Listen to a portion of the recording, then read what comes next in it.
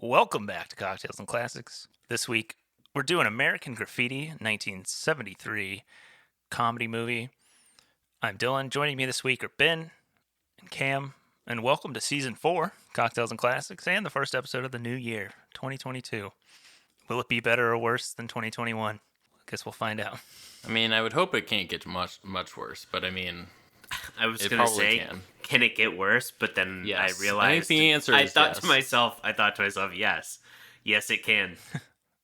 To kick things off and get us in the right mood for this movie, I'm going to go to this week's cocktail, which is the Hi-Octane Cherry Coke. Something I had never heard of before looking into this movie. Apparently, it's a very famous, summer drink from around this time. It was like a strong, 50s, 60s cocktail. But in the movie, they do order cherry Cokes, and you can kind of assume that is what Toad is making with Debbie. Because they pour that bourbon, what is it, the old... Yeah. what is that? What does he call it? Old Harper. He's pouring the Old Harper into a Coke bottle, and then Hi-Octane. They're racing. It all goes together. This one, Yeah. there's so many layers in this one. It's really like an onion, Like an ogre. But it is it's supposed to transport you back to your childhood, and it kind of tastes like cherry Coke. It's an ounce of Old Crow bourbon, or your bourbon of choice, half ounce of cherry liqueur or cherry herring, a quarter ounce of amaretto, and then Coca-Cola to fill. I went with the poor man's version and just did actual cherry Coke I and did bourbon. something similar where I did Coke and cherry bourbon, actually. Traverse City Whiskey Company makes a really good... So they make a really good cherry whiskey, which is 30%, and then I have a barrel strength version of that, which is 55. So that's pretty good in this. It's very good, actually.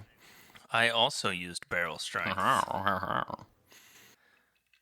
but I did the cherry Coke, and I was going to say. kind of tastes like bourbon and cherry Coke. Basically, I don't know if it's quite... gist of what I'm getting is that it's cherry Coke, but with alcohol in it. Yeah. Yeah, I wonder if, was cherry Coke a thing then? Obviously, it wasn't the movie at 62. But, I wonder if, when this cocktail was made in the 50s, was cherry Coke, a thing? Because then I feel like it would just, why would you need cherry herring? Why would you need amaretto? Why would you not just go straight to, Coke and bourbon? It's a good question. Maybe they just wanted more ingredients. They're like, how can we make this bougier so we don't just seem like cheap Let's see. Cherry Coke invention. It looks like it was originally released in 1985. They were ordering it in this movie, though, right? Yeah. Yes, it says they started... Maybe they just made it themselves. I'm looking at, the actual Coca-Cola version, but it would not... Oh, so maybe it was a soda shop thing? Yeah, I'm wondering if they had had cherry Yes, syrup? they had cherry syrup and they mix it with Coca-Cola. Interesting. Yeah, because I do see that too. It was first introduced in 85. Oh, but it says many diners and drugstore soda fountains dispensed an unofficial version by adding cherry-flavored syrup to Coca-Cola. So we are correct. Okay. Interesting. They first began testing it along with other flavors at the 1982 World's Fair in Knoxville, Tennessee. Wow. And then it entered I feel bad the for the production world. in 85. To have to go to Knoxville, Tennessee, but what are you gonna do? Oh my god. So yeah, that's actually an interesting thing. I had just assumed that cherry Coke was a thing. When do they still this do the movie World's Fair? came out? That's a good question. I feel like they don't. Oh, interesting. They kind of do. They're doing one in 2022. They have expos now. Yeah. It looks 2020 they had Dubai. 2023 is going to be in Buenos Aires. And 2020 was in UAE. That would be Dubai. Oh, yeah, sorry.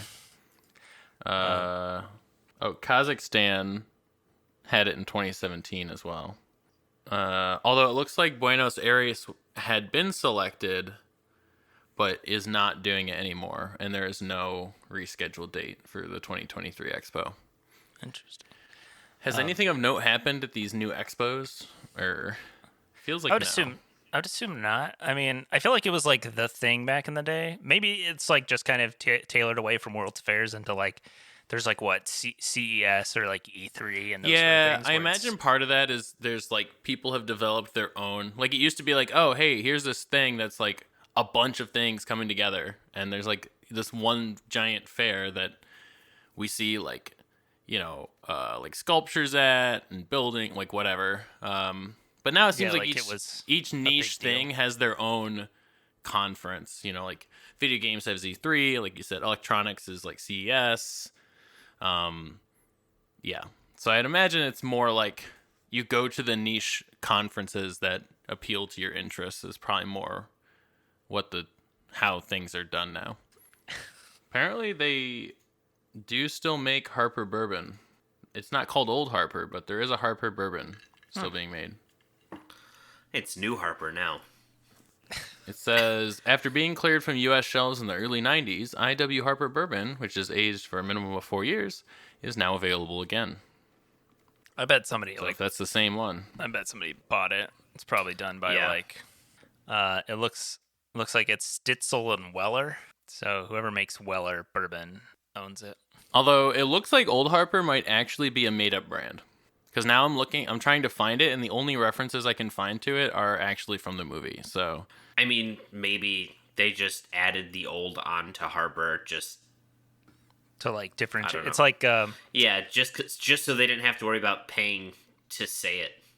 yeah. I don't know if that's It's a like thing. Morley cigarettes or whatever from X-Files. oh, There's that like fake? yeah, there's like this fake brand of cigarettes that's in like Well, X-Files and a couple other like older like 90s shows, and they look just like Marlboro Red sort of. yeah. Well, I mean that's like Oh, Heisler. gotcha. Heisler beer is in a bunch of like sitcoms, but it's not a real beer brand. But it's all over TV. Like I think it was in Brooklyn Nine-Nine, New Girl. It's been in a lot of other ones too. Morley is a fictional brand of cigarettes that appears in various TVs, films, and video games, and it resembles the original packaging of Marlboro. Oh my god, there's so many movies, and it's in Hellraiser, Psycho, Platoon, The X-Files. All right, so I pulled up Heisler beer, and my God, it's all over the place. Let's see. It was in Beer Fest, Blue Mountain State, Bones, Brooklyn Nine-Nine, Burn Notice. Let's see, Chicago PD, Criminal Minds, Fear the Walking Dead. It sounds like it's kind of like an insider joke kind of thing, you know? I think, but it's like it spans every network. I think it's just kind of like the go-to. Somebody like there might be like a rental house or like I some think it's production house that like I think has it's it all yeah. made. The brand is made by a prop supplier, Independent Studio Services, which is like I feel Okay. like one of the top prop suppliers. Probably. They're like, we need So- beer. Let's go to this guy. Yeah, they're Check the show notes below. Make yourself a Hi-Octane, or feel free to make a poor man's version. Hit up the Drizzly and Castor links so you can get bourbon, or if you want that cherry herring, that amaretto, and get that delivered directly to your door, and it helps us a little bit on the kickback. And let us know what you think of the Hi-Octane Cherry Coke.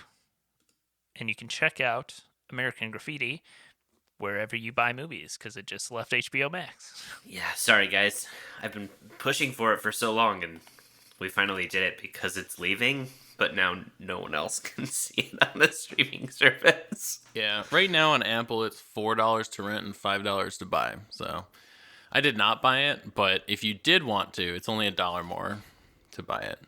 I have a feeling it's gonna be on another streaming service before too long. It probably will. I'm sure HBO will probably also renew the contract or something. Yeah, That's kind of like their thing right now is like the Turner Classic Movies. So they have like, if you're into the old like Hitchcocks or like some of the old Criterion movies, yeah. they'll have that sort of stuff on there. American Graffiti is a 1973 comedy drama film directed by George Lucas, written by George Lucas, Gloria Katz, and Willard Hayek. It currently sits at a 7.4 out of 10 on IMDb. It's the story of a group of teenagers in California's Central Valley spend one final night after their 1962 high school graduation, cruising the strip with their buddies before they pursue their varying goals. It stars Richard Dreyfuss, Ron Howard, Paul LaMatte, Charles Martin Smith, Cindy Williams, Candy Clark, Wolfman Jack. Harrison Ford's in there. Yep. He is in there for like a total of 5 minutes, yeah. Bob. until he. Maybe it's like 10. Until he crashes his car and it explodes. I thought that part was a lot sad. Like, I've seen this movie before, and I thought I remember that part being a lot like higher stakes.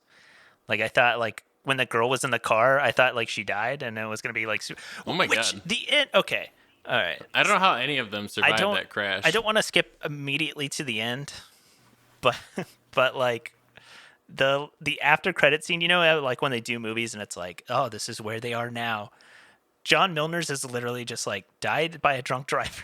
It's like, holy shit. Like, Yeah, the end was so weird how they were just like, yeah, killed by a drunk driver. Okay, MIA in Vietnam or whatever. Oh God, sells insurance. Sick.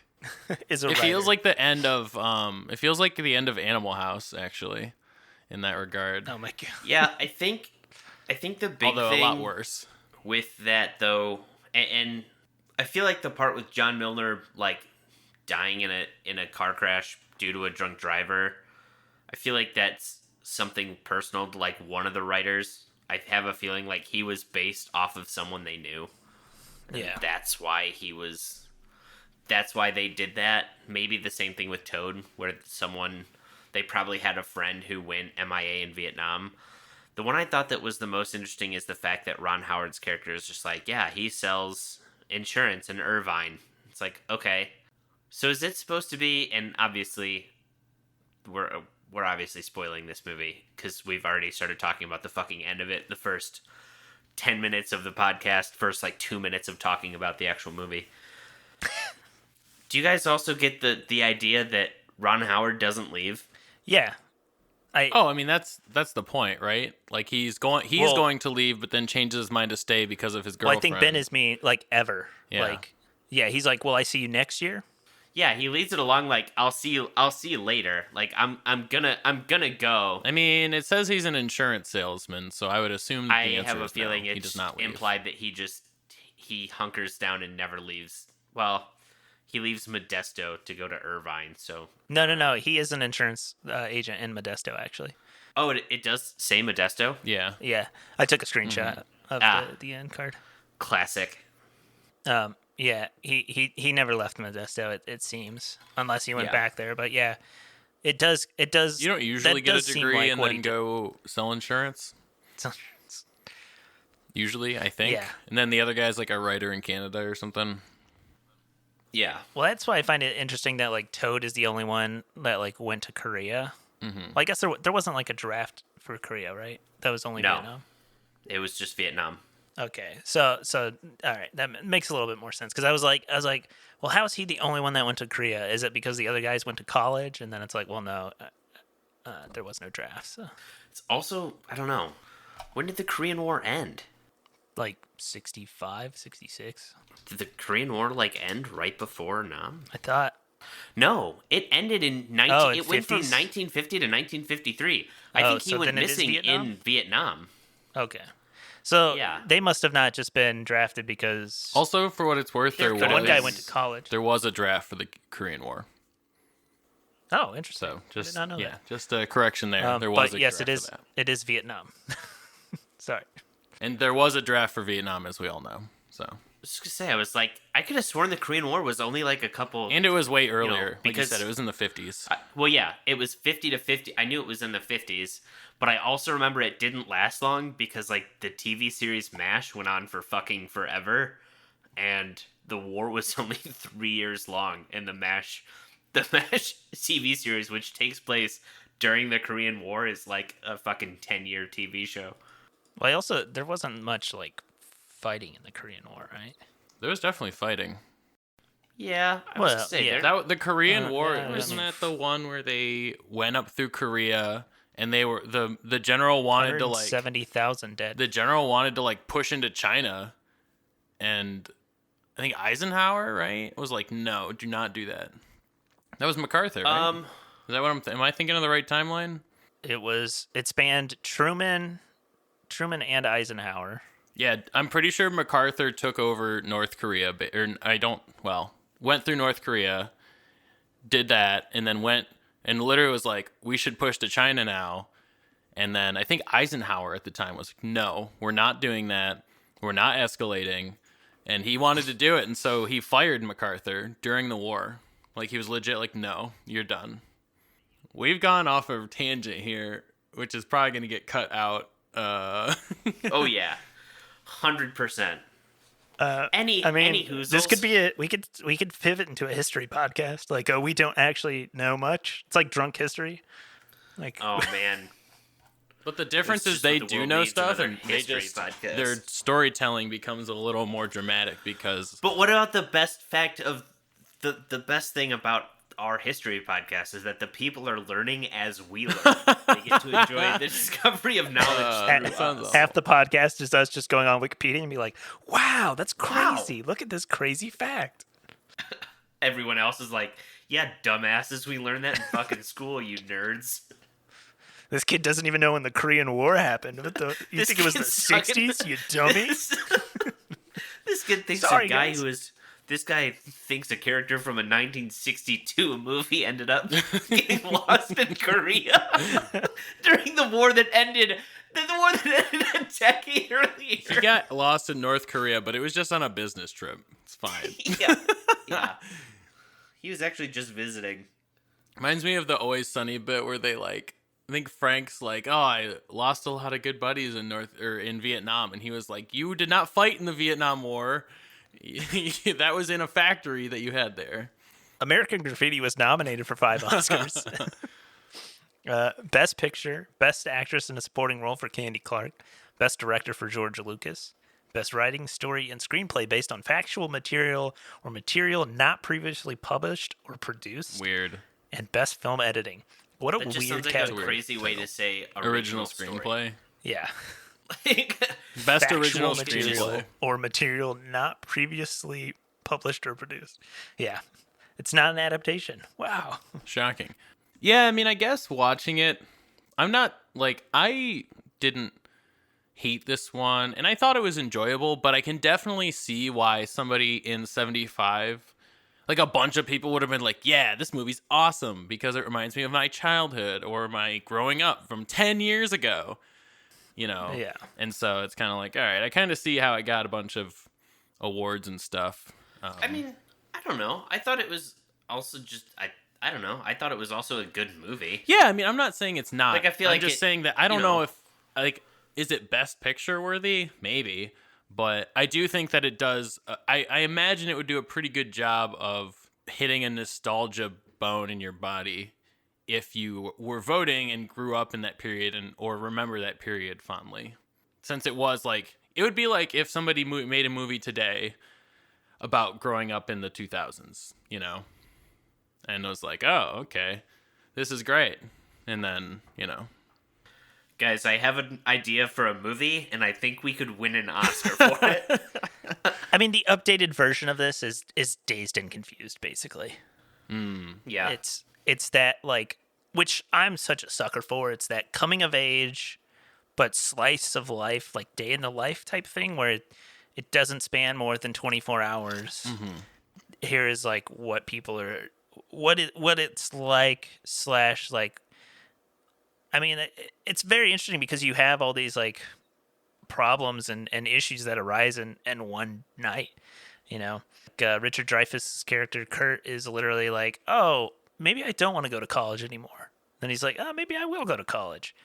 Also, I found this girl who's like the hottest thing ever, and she's gonna be the love of my life, and it's like all these mental gymnastics and things that happen in literally the span of like 8 hours, maybe, if even.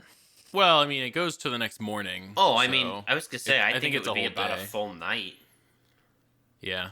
I mean, but it starts like at the end. It starts probably like 5:30, 6 o'clock at night. I would say it goes probably at least 12 hours or more. But yeah, it's not even a full day. I didn't even recognize Ron Howard in this movie. I knew he was in it, but then I watched it, and then I looked at the IMDb or whatever again, and I was like, wait, oh yeah, who is Ron Howard? Oh, Steve. Oh. Dang, I did not recognize Ronnie Howard is like the credits. Oh, that's funny. Yep. I didn't recognize you with hair. Weird. No, it's actually not even the hair. It's the face. It didn't, for me, I just did not, I don't know. Yeah. Like Harrison Ford, obviously, instantly recognized him. Okay. But So I will say though, what all, Cameron, do you know Ron Howard from? His voice in Arrested Development. I know what he looks like now, and I know his voice, and that's pretty much it. Okay. Like, well, I know he obviously has directed a lot of stuff, but like I haven't, I never saw him as a young person. Okay, know his 'cause see, daughter. I remember Yes. growing up, like before school and that, we would watch like reruns and stuff that they might have like Happy Days on. That was something like I don't remember what TV network it was even on. So I remember Ron Howard from being on Happy Days. So when I see him on screen, I'm like, yeah, that's Ron Howard. He looks the exact same as he does. I was going to Happy say Days, which was like the big Andy Griffith that was show. Well, yeah, he did Andy Griffith show, but that was He was a child. he was never more than like 12 on the Andy Griffith show. So if you've ever seen him in Unhappy Days, he looks pretty much exactly the same. I feel like so many people in this movie, like obviously Richard Dreyfuss and like Ron Howard, but I feel like so many people in this movie looked familiar. But going through their like IMDb's, none of them really are. I don't know. It's weird. Charles Martin Smith is one of my favorite character actors, and I don't know why, but he's in just so many things that I think he's good in almost everything he does. Yeah, I saw he was in The Untouchables. Yeah, he's so good. He's so good in The Untouchables. He plays the bass player for Buddy Holly in the Buddy Holly story. I feel like he's just in a lot of things, and there's Holy shit, he directed Air Bud Wait, really? and see, that Dolphin I Tale did not 1 know. and 2. Wow. Interesting that like him and Ron Howard like shifted into directing. Well, as well. I mean, Ron Howard was definitely more successful, but yeah. Well, okay, well, yeah. Ron Howard directs like Academy Award-winning movies. I think. Has he won? I assume he's won an Academy Award for directing, or maybe I'm wrong. Or Oscars, I meant, I guess, but yeah. I think Academy Award is Oscar, but okay, I think he right. won. I always get confused which is I which. think did he not win for like Frost Nixon or I'm looking. like a beautiful Mind. I think won. He has Best won Picture, 2 right? Oscars. He won for Best Picture, A Beautiful Mind, and Best Director, A Beautiful And Mind. Best And that's Director, it. Yeah. Okay. He was nominated Okay. for Frost Nixon, though. Okay. But I was not, gonna he say did not like win. A Beautiful Mind is for some reason a beloved movie. I thought that movie was good. I watched it, I think, in like a high school psych class, and I really enjoyed it. I brought this up with Cam a little bit, but I find it so interesting that like this is the only movie George Lucas did that wasn't like a science fiction movie. And like why he never went back there, even though this movie was successful. I mean, I guess Star Wars was Well, not yeah, too I mean, long Star after Wars. this, and- Star Wars was Star Wars 5 was what? years later. 5 years later. 4 years Yeah, later. and This became, was like, 73, right? biggest Okay. shit in the world. Yeah. Wars So Star Wars Came out in 77. Yeah, that is interesting. That he did never go back to anything like that. I mean, he has worked on other stuff. Like he did work on Indiana Jones. He didn't direct it, obviously, but he was a writer for that. I mean, he's obviously got a lot of writing credits though for a lot of different stuff, but mostly because of it being derivatives of Star Wars. Yeah. I imagine though, what like it was, I don't know. I don't know enough about it, but I would imagine that once you hit something like Star Wars, you're kind of just like consumed by it. You're Like not well, in a not bad just way, that, but it's but, like like- that's the moneymaker, you know? Like that's the Like Yeah. thing. you're set for life. That's his life's work. well, That's and pretty much just Star Wars. not only did you get just look, you're not getting merchandising credits off of American Graffiti the way you are on a Star Wars.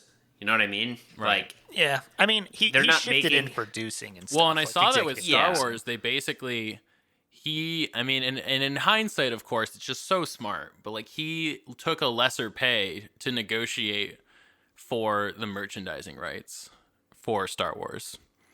And so he's just made so much fucking money off of merchandising, you know, and wow, like it's actually crazy. Like The foresight. Well, I some of mean, these yeah, people he have. sold it for what, 4 billion or some shit, or 2 billion to Disney. So A lot of money. I mean, I'm sure. I think it's probably worth more than that now. But yeah, yeah. yeah, he sold it for a shit ton of money in like 2010, something like that. 20.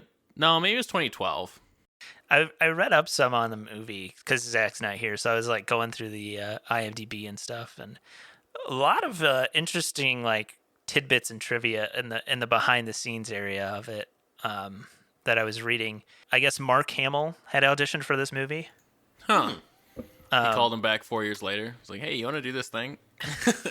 So over 100 unknown actors had auditioned for Kurt Henderson before Richard Dreyfuss was cast. Lucas was impressed with Dreyfuss' thoughtful analysis of the role, and he even offered him the choice between Toad and Kurt. Oh, interesting. Casting director was a former casting director for Andy Griffith's show, so he brought in Ron Howard. Oh, Harrison Ford. This was when he was becoming a carpenter, so he was concentrating on his carpentry career, and only agreed to take the role if he didn't have to cut his hair. Interesting. Because originally, the original character had like a buzz cut, like a flat top. Oh, okay. Some of the filming stuff on here is they were gonna do it in Modesto, but Lucas believed the city had changed too much in 10 years, so they chose San Rafael as the primary shooting location. They shot there for one day.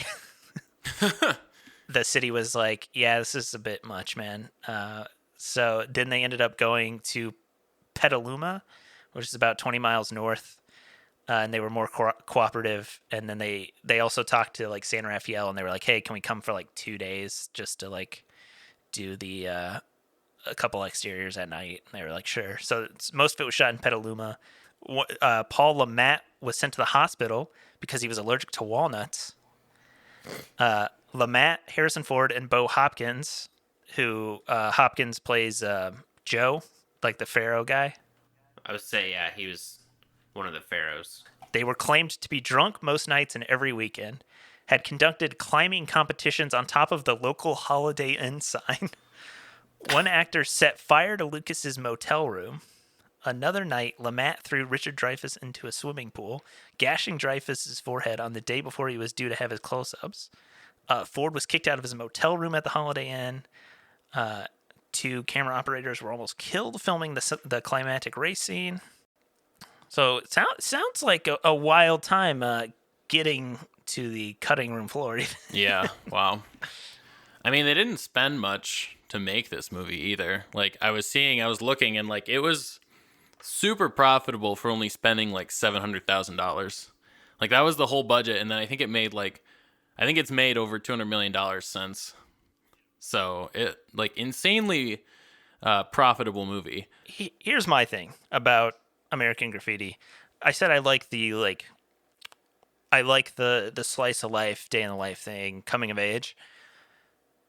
To be honest, I could see how you hate this movie though. Like if you're someone who does not like this movie, I could see it because nothing of substance happens. It's literally interpersonal relationships, and then there's like one big race. I do think... Yeah, this is another one of those movies that's not very plot driven. It's kind of, to me, it kind of has that like Clerks. It's like this is just what happens in a day, with the caveat that it's, you know, supposed to be Kurt and God, I can never remember. Kurt and Steve's last night in town. And Terry. Well, I guess it's not his last night in town, but he's doing stuff. Well, yeah. Is Terry, I think, a year younger? Yes. Okay. Terry is supposed to be a year younger, but that's because Steve leaves him like his car and everything. Yeah. I found the dynamic very interesting. Or he graduated and he's just not going to college. I don't know, because yeah, he is there. I think that was the other guy, Melner. Well, I know the other guy definitely Milner graduated was supposed to be was not in college. Yeah, he was not going to college. He's the Matthew McConaughey equivalent of Dazed and Confused, because it's like, oh, you have the older guy who's kind of like on his own. Also, Matthew McConaughey with the I like younger girls, even though Melner never does that thing. Yeah, but they have that in this movie too. There's that creepy teacher that is heavily implied that he is sleeping with the high school students. Yeah, that one was So That- that's super rough. that part's- That was rough. Yeah. That was very rough.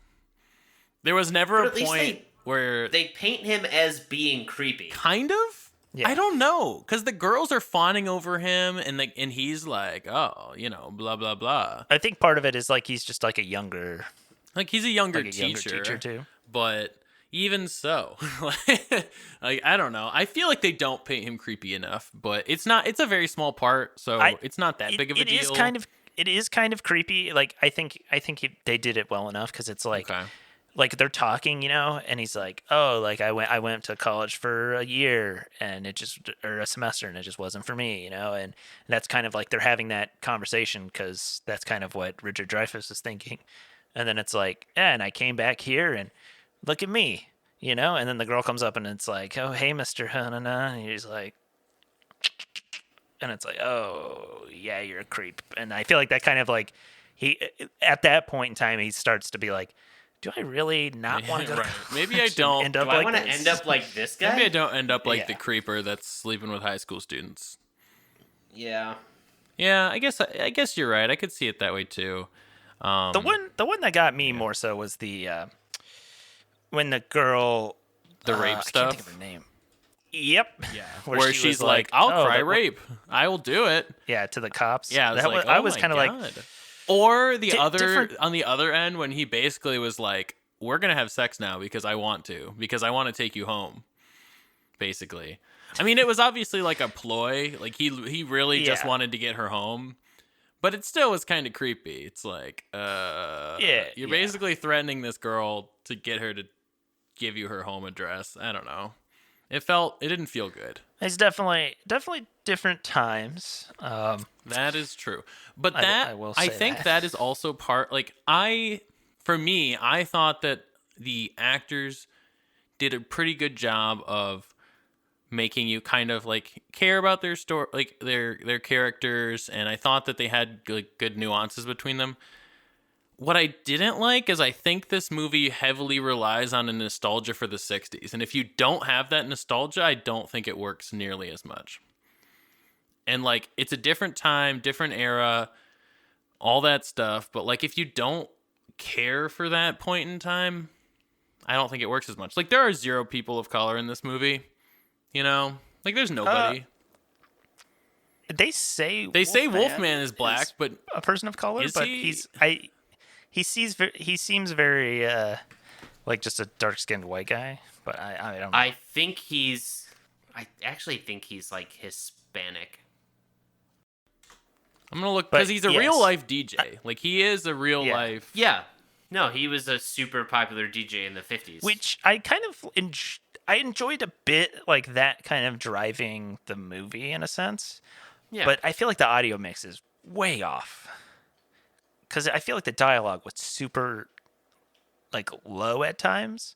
And then whenever music would kick in, it would be like, "Vrr," and you're like, oh shit, okay, let me turn down my stereo a bit now. Oh, now they're talking, let me turn my stereo back up. Oh, got music back on. I guess my big thing with this movie is that, like, obviously, yeah, I have kind of an affinity for that era. Obviously, not everything about that era. I'm not going to sit here. Ben and be like, remembers the 70s or the 60s fondly. oh, the 50s and 60s were the best time in America. Because obviously it's not true, but I do love the music of that era. I love the cars of that era. Oh, the music was great in this movie. I think the big thing about this movie that even if you can't get into the, I guess, kind of the era in which it takes place. So I feel like I've heard this movie talked a lot about being kind of like a coming of age type movie. Yeah, And it definitely is. I disagree with that. This movie to me is a mix between like a love letter to like this was George Lucas's like love letter to his high school years, but to me it feels almost like instead of a coming of age, this is Kurt writing a letter to say goodbye and like leaving it and then like dipping. Like this is like his last night. It's his kind of, this is his goodbye to what his life is. And you kind of get to experience it. Obviously, you get other, you get Steve's kind of version of it where it's like, in the end, he stays. But, I think this is not as much like a coming of age because I think they're already kind of there. I don't think really, outside of the decision on whether or not to go or leave for college, I don't think a lot of them change a lot. I think it is coming of age in a sense. Like you said, like there's not much going on, but I do think coming of age can span well into your college years because you don't know who you are in a person per se. And I think the big thing that had this movie has going is kind of like the relatability in a sense of the Yeah. situations, not so much of like characters per se. Like you may not see yourself as some character, but like I think one thing that was like Steven, is it what's her name? Linda or something? Lori. Yeah, Steven Lori.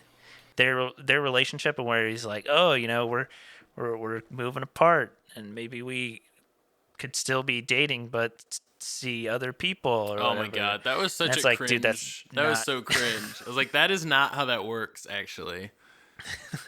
Well, I like the fact that literally, like, everyone who talks to him about it is just also kind of like, yeah, that's not how that Right. is gonna work. Yeah, the dude in the bathroom who's like, "Yeah, so you're just going to go like hook up with other people?" Yeah. It's like, uh yeah, I Well, guess. it's, gonna be whatever, kind of, different, but Yeah. yeah, That's I not love. really how that but- is. But like like the relatability of like situations or like because I think everyone's been there where it's like people in high school or people through life and it's like you slowly move away or you physically move away and the relationships. Where it's not even like slowly, but it's like that, literally that last night of like, let's do this, and then come like tomorrow, we're like, that's gonna be the end of it. Like, I feel like there's been things, I know, like, whether it be like things, activities like in high school, like on a sports, you're on a sports team and it's like the last game and it's like, enjoy it because tomorrow it's over. Yeah. Like, that's it. Like, this is the last kind of.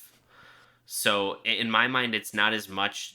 I mean, yes, there's things that like coming of age in terms of like the decisions and that being made, and there's personal growth that happens, but I feel like this is more like a goodbye and kind of a remembrance on that, which is why people get that. I think that's what kind of also drives more of that nostalgia feeling. Is that everyone's had that feeling of like, this is the last night, so this is the last thing, so make it count. Make it something that you're going to remember. Whether that YOLO, be. right, Ben? Well, no. It's not. No. God damn it, Dylan. I hate everything you choose to be. Oh, they had the song from the Amazon commercial on there. If you've seen the new Alexa that's funny. commercial, That's what Mona said, too. I only have eyes for you. Yeah. That one. Where it's like the two like older black couple, and they're like, "Play the first song we danced to." I was like, "Oh shit, it's that song." It's the only reason I know that song is from that commercial. Yeah. This song for me, or this soundtrack for me, is just also like a. It's just full of such good songs. But also, it does a good job of keeping, I feel like, the movie kind of moving. Like, it does a good job, and I think using Wolfman Jack kind of as like the outside observer narrator type role just like coincidentally is like kind of throws in just to remind you that he's controlling stuff or he's obviously like the disc jockey, and then it goes into the next song which kind of carries you through the movie. I thought that was a really well done way to kind of use music to carry you through instead of it just being something where like, yeah, there's music playing over the background, but like there's really no reason that you should be hearing this music. Well, and the fact that like the Wolfman soundtrack, well, the Wolfman's like tapes and the soundtrack, it's all also happens in the movie. Like, Yeah. something's playing, and the one character's like, "Oh man, rock and roll's gone downhill since Buddy Holly died," and she's like, "Do you not think the Beach Boys are bitching or whatever, or boss?" It's like, Yeah. they're like talking about the thing, and there is no score. They spent all Which- their music budget on the soundtrack. really interesting about the Beach Boys note, the last song in the movie, All Summer Long, did not come out until 1964. Uh-oh.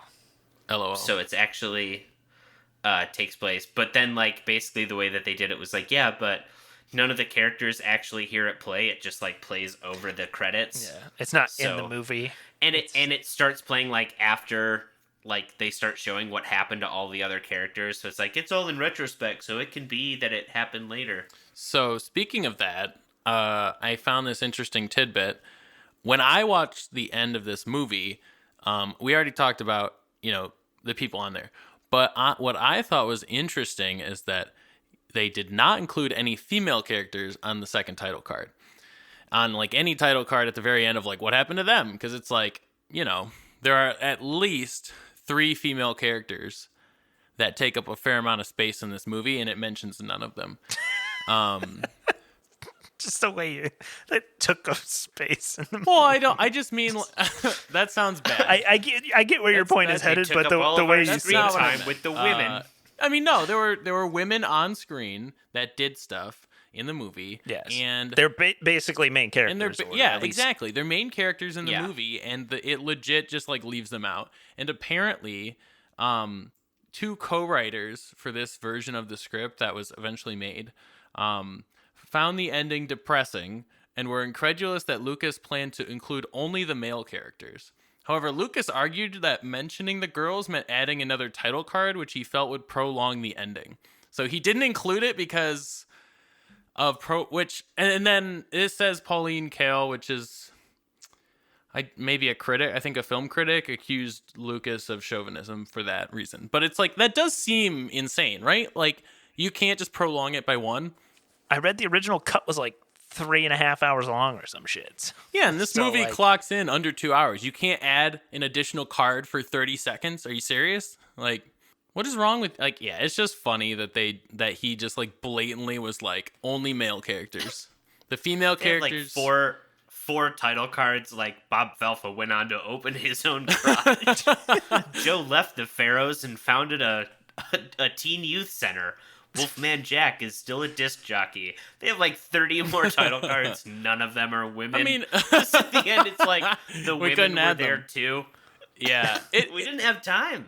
Then again, I do feel like this movie in general kind of fails the God, what's the test? There's a certain test that's basically like two female characters talking about something that's not a male, like not the focus of the male attention, Like the females only exist in this story to drive the plot for the men in the story, which is not great. And then, like I said, again, like the title cards leave them out too. So that kind of solidifies that it's just kind of like, I don't know. They only exist for the men to have some character growth. Chase after. Yeah. Which I don't love. I loved how Kurt went from like being threatened by the pharaohs to almost being basically initiated. Joined? Yeah. I'm not gonna lie, I love the like Kurt like covering for them just so he doesn't get his ass kicked. Yeah. And then like over time is just kind of like I kind of like this. Like I feel like Kurt was like Kurt was definitely the guy that was like I'm not joining a fraternity, and then like over time went to like 2 fraternity events, was like I'm having a good time. Maybe I should join a fraternity. Yeah, I just thought that was funny that he just like at first is like, yeah, I guess I'll cover for you. And then he does the thing with the car, and when the police car pulls out and gets destroyed, he's just like, this is fantastic. Yeah, and then he's just like, all right, bye guys, I gotta go. Yeah, they're like get inside the car and they're like punching each other and like ruffling hair. All right, I'm like, okay, I'll see ya. I'll see ya. All right, you take care now. the scene where Toad is buying the liquor or like attempting to buy the liquor is just pure cringe. That part was funny. That might have been one of the funnier But it's parts in the cringe whole in thing. such a good way. Oh yeah, like it's like I love when he like- hands the guy the money and he walks in and he's like, did an old guy just walk in here and buy some booze? Yeah, he went out the back. And the guy was like, "Oh yeah, my wife died too." Like, he like gives the other guy the $1 and the dude just runs in there and takes it and runs out and throws it. And the at him. guy starts shooting love- at him when he runs out. Well, yeah, I think he had just robbed the place. Well, of course he did, Yeah. But I also love when he goes to the girl and he's like, do you have any money? She's just like, usually a guy pays. He's like, yeah, I have a 50 and he doesn't have I have change. Yeah. $50 is a lot of money back then. Oh, I know. That would be Holy $460. That's a fuck ton of shit, money. What the man. hell? I mean, I'm sure he didn't have a $50 bill, but like, no, he because he's lied to her the entire but night. That seems like that'd be today if you were like, hey, do you have change for a $500 bill? Like, I know those don't exist, but that's basically you'd be like, hey, I have $500 in cash, but only in one bill. Do you have $15? If I buy this like $30 bottle of booze, can you break a 500 for me? Right. That was one of the other things I wrote down was that like the fact that he lies to her the entire time and then she's just like, oh yeah, no, I had fun. You're cool. Like I like mopeds actually. They're almost motorcycles, and it's like, oh man, Toad, you went through all this. Didn't need Yeah. to. And you could have just been yourself. But that may Had you not just been actually. yourself. No, I don't know, because the only reason she was like, "Oh, I had a good time," was because he did lie about all that stuff, I mean, that's true. and they got into like fights and blah blah blah, and so like, I don't know. I think that if he had told the truth, he would not have she wouldn't have gone and hung out with him for a night. Probably. Those of us who have seen it, we have some nostalgia, which this movie relies heavily on, I guess. We're going to give you our nostalgia rating, then we're going to give you a fresh one, but Cam's never seen this movie, so he's going to give us a fresh rating. Yes. Basically, I think that it was an interesting way to tell this story, even though it's a very short story. I think the characters in the movie, the actors did a really good job of kind of making them believable, making you kind of care about the nuances and interactions between them, their interpersonal relationships. I do think that it relies pretty heavily on you having an affinity or nostalgia for 1960s Americana, which a lot of people don't, and a lot of people have a negative opinion of that time period for very good reasons. But even so, I think the movie was pretty entertaining. And as I said, I think that the title card really sucked at the very end. But overall, I'm going to give this one a 6 out of 10. I thought it was an enjoyable movie. Going in, I gave this movie a 7 out of 10, and I'm going to leave it there. I think this movie is good, and there's a lot of things to love about this movie. I do like what minimal character progression there is. I like it. It's relatable in the scenarios.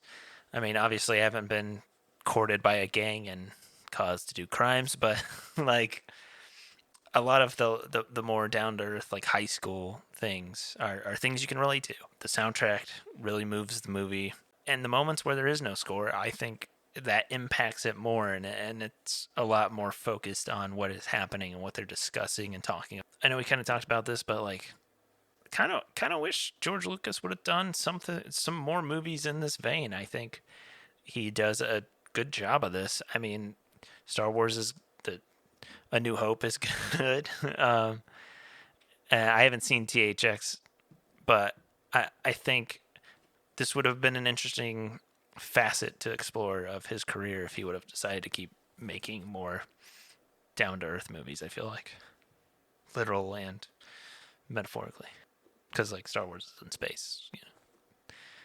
It's not down got to it. earth. Down to earth. Okay, guys. All right, it's fine. Yeah. We 7 out of 10. look. I was trying to be funny. It wasn't funny. That's the joke. Let's move on. Going into this movie, I had it at an 8 out of 10. I'm leaving it there. I am someone who does have an affinity for the music in the kind of style of this time period. I just kind of enjoy I can get behind a movie that doesn't have to have necessarily some sort of like plot or event driving it. And I think this is just a movie that it tells a story without having a huge story to tell. It kind of brings back that feeling of like your last night at home before leaving, or you're saying goodbye to your friends before you go off to college. And at least in my experience, Like, I haven't talked to anyone I went to high school with since I think maybe a year or two after I graduated. Like, I would see someone if we traveled to go to a sporting event at a different college that a friend was at, I would reach out.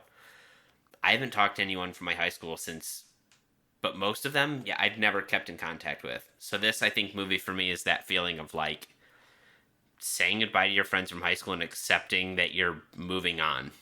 I said the soundtrack's phenomenal. I love the music in this movie. I just think it's a good movie. I would watch this movie again and again. I agree. The title card at the end is just like, just don't do it. You don't need it. I'm gonna leave it at an 8. Makes sense between the three of us. The rating's at about a 7, which is about just where it would be via the IMDb rating. So that checks out. I recommend it if you're a fan of the music in that of the era. So Check out our other episodes if you enjoyed this one. Don't forget to rate and subscribe. Share us with your friends and family. Check us out next week. We're going to be doing Deliverance, which is currently on HBO Max. So if you want to listen, if you want to watch before you listen to next week's episode, you know how that works. You can check it out there. You can check out American Graffiti nowhere. But if you're inclined, you can find it somewhere. Check out the show notes below. Use Caskers and Drizzly links. Make that Hi-Octane cherry Coke. And as always, watch responsibly.